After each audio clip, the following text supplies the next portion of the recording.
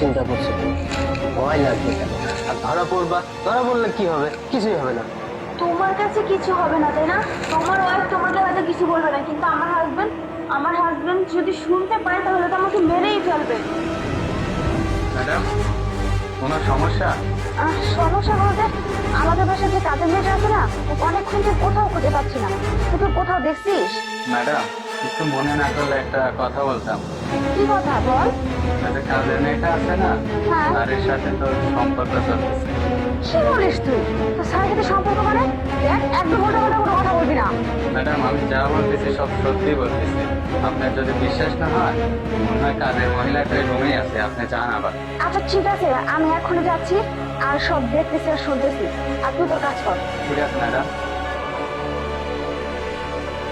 আরে তোমার জামাই কিছুই জানতে পারবে না, আর আমার বউ কোনো কিছুই জানতে পারবে না। আর কোনো কিছু লুকিয়ে লাভ নেই, আমি সবকিছু জেনে গেছি। ইমরান,